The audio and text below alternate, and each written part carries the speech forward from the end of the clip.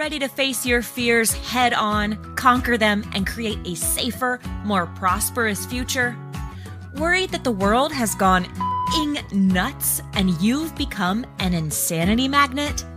Then grab a cold libation, put on your fuzzy slippers, and get ready to create your own safe space. It's the Safe Space Podcast with your host, Tammy D.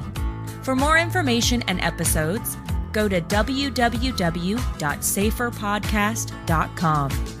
That's www.saferpodcast.com. Hey everybody, it's Tammy DeLu here with a special edition of the Safe Space Podcast. And we're talking today to Claire. We're going to leave her last name anonymous to give her that air of mystery that we always like to have for all of our guests. But also she's really popular, and we don't want any more people stampeding her dental office. But you know, she is a hygienist, and she's been doing that for a long time. I don't understand how anyone could do that job and get bitten and all the other stuff that happens, but she's here to talk to us about her experiences. You know, she's done some interesting things because a lot of people that I would say seniors, and I'm going to say that, you know, with tongue in cheek, you know, 55 plus, that puts a lot of people in that category. And I think people would take issue with that, me calling them a senior. You know, she's thinking about retirement, let's just say that. And, you know, she's been doing this dental hygiene stuff for a long time, you know, and she's tired of the daily grind, if you don't mind a pun there.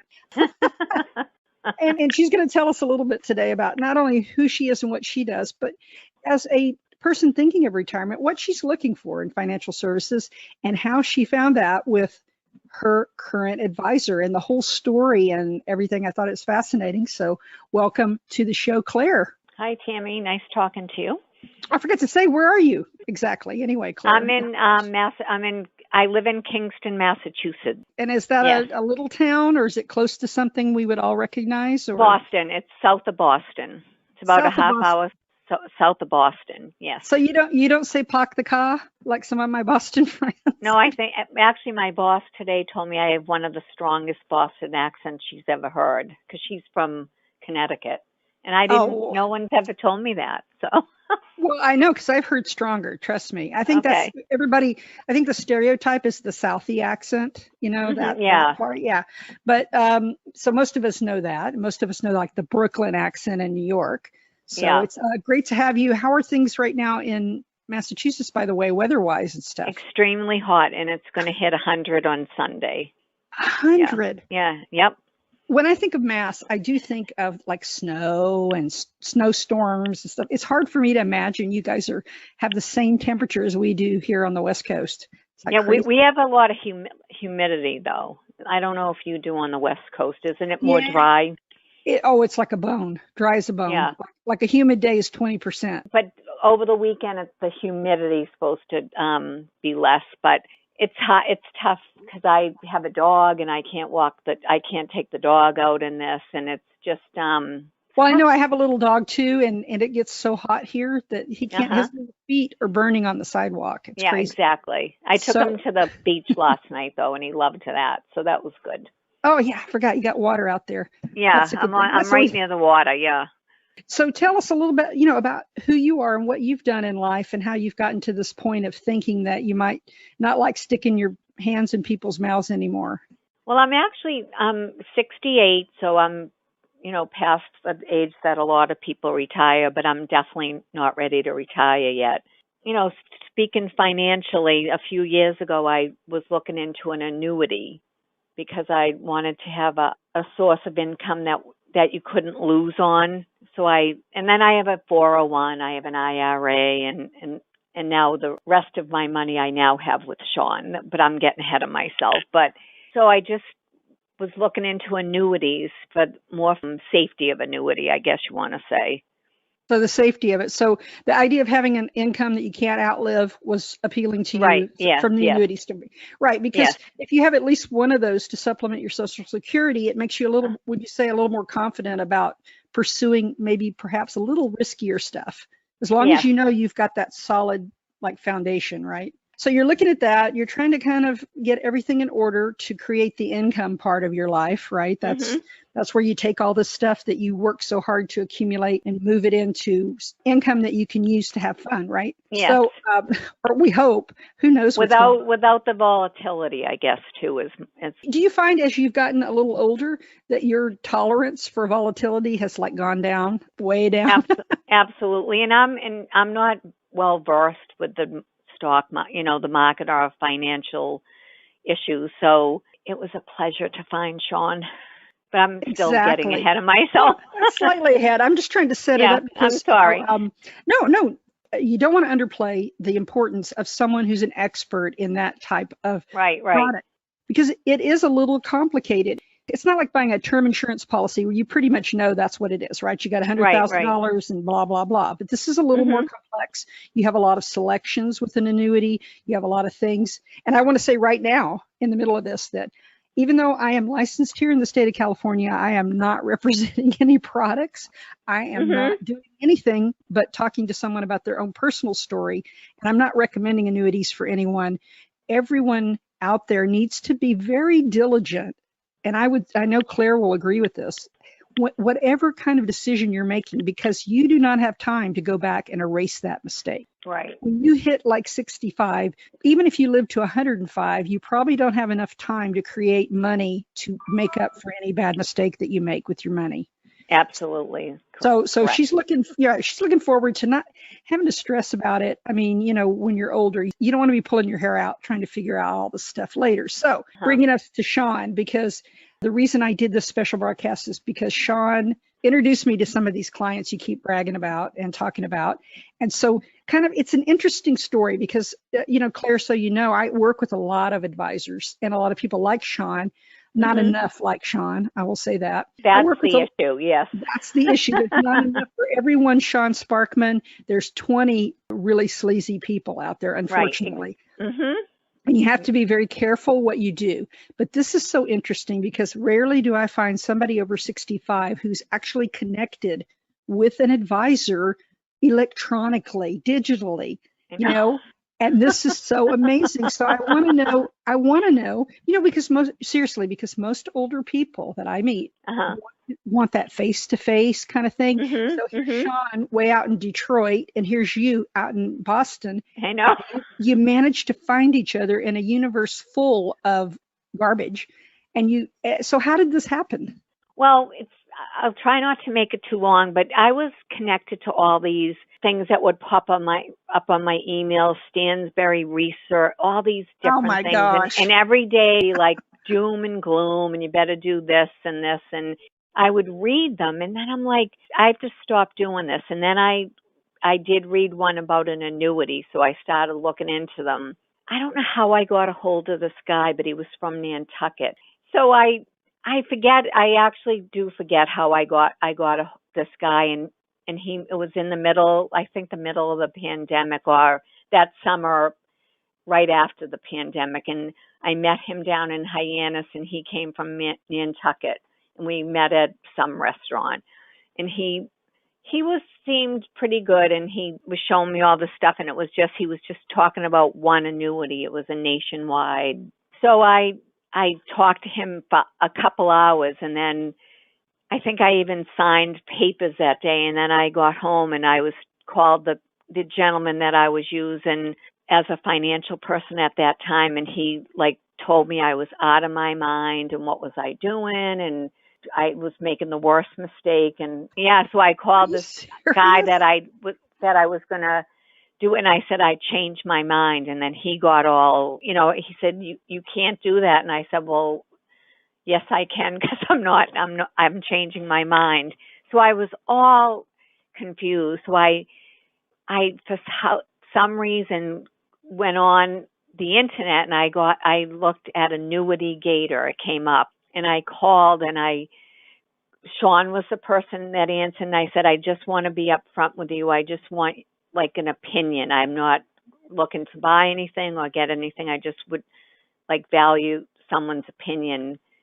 And I've never looked back, because he was by far the most genuine, honest person I have ever I had this instant feeling of trust. If that sounds crazy, so be it. But that people don't believe, they think I'm crazy. And they do. And I said, I just trust this man. And then I ended up moving all my other stuff that I had to Schwab that he works with. And I've never looked back. Wow, it's good. And I can say, because I've been working with Sean for a while now, that everything that you felt was the same thing I felt when I first connected with him, that he was trying to do the right things for people, yes, regardless of whether he profited or not. And he was so upfront. He goes, when we talked, and I told him right off, I said, I just have this feeling about you. I want to know what you would have me do. And we talked about a specific annuity, and he was right up front. And he goes, I do get a commission for this, blah, blah, blah, and there's a fee.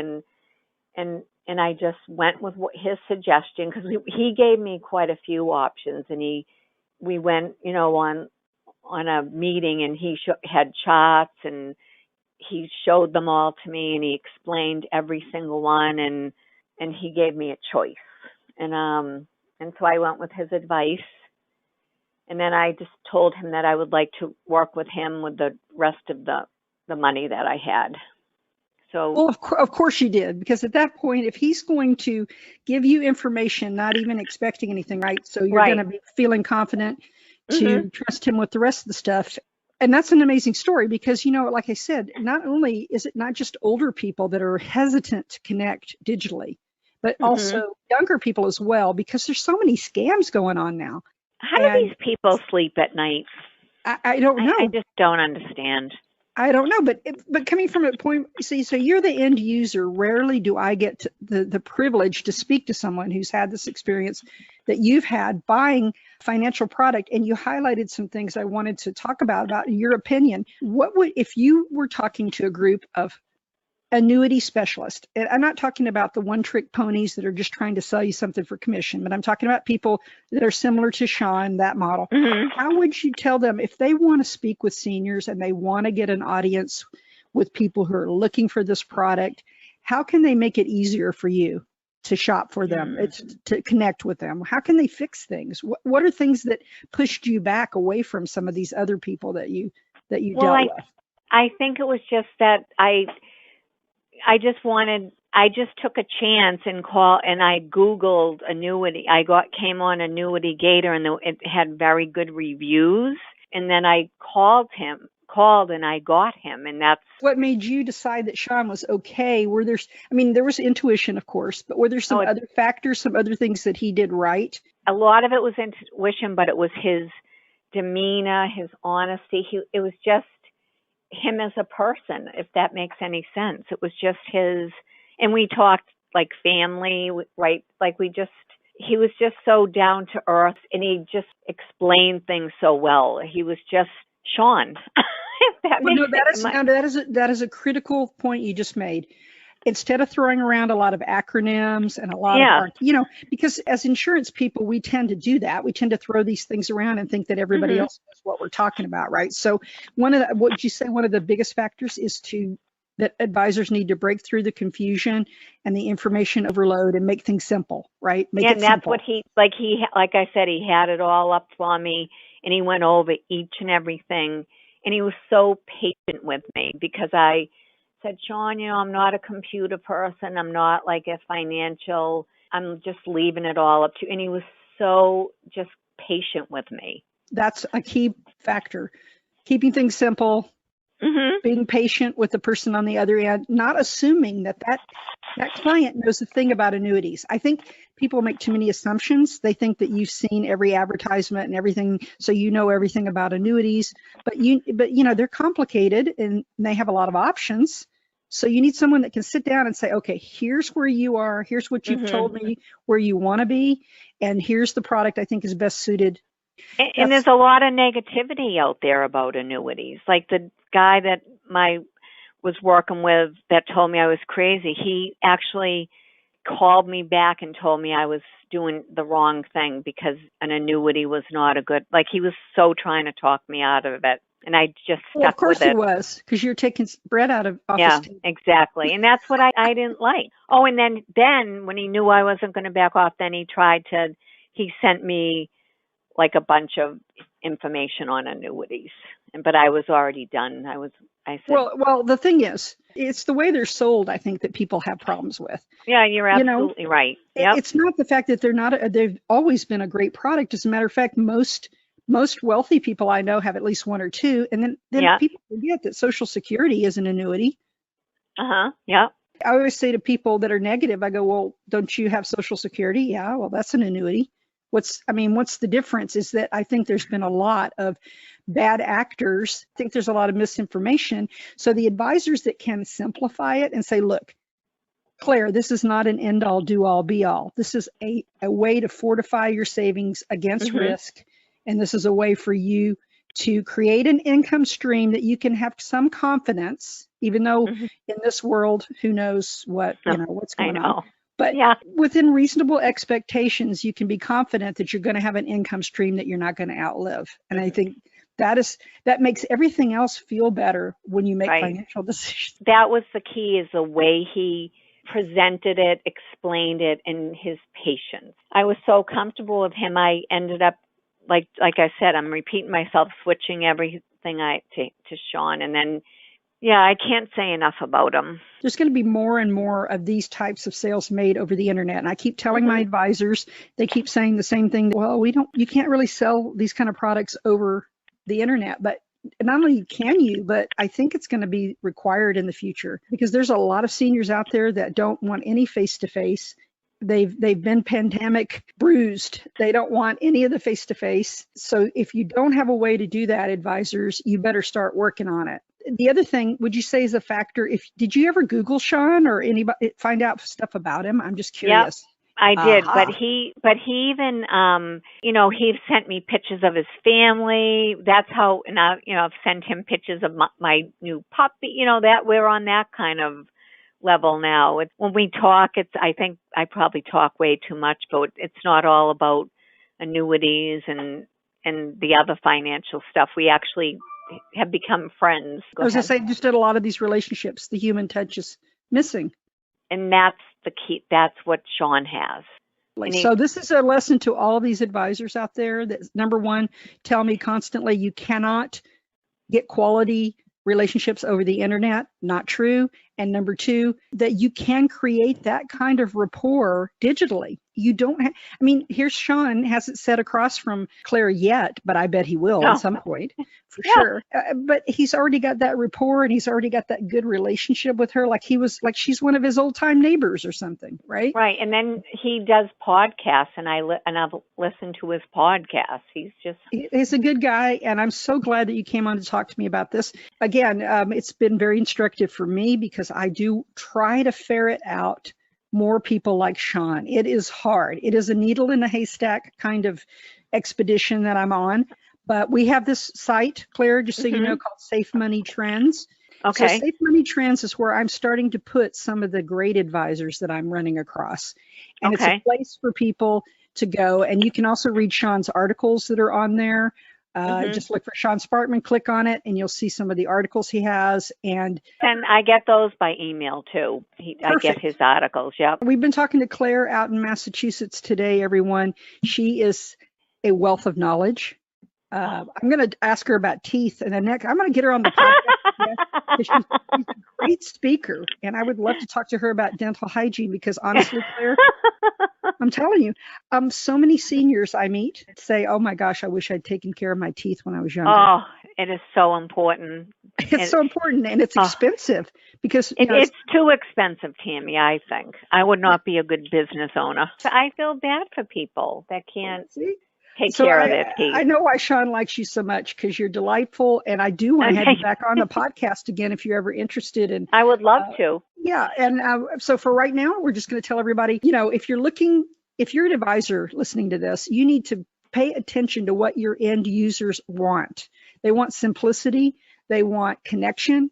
They want you to care about them more than they care about the commissions that they're getting from the product. They want you to be what you're supposed to be, which is a fiduciary, which is somebody who puts their best interests at number one position before anything else. So, and also for those of you, Sean. and that's Sean Sparkman, go to safemoneytrends.com.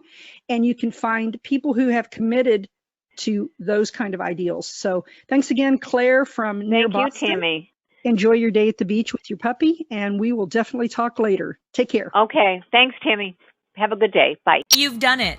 You've faced the fear and triumphed. Thanks for listening to the Safe Space Podcast with Tammy D. For episode information or to suggest a guest or topic, go to saferpodcast.com.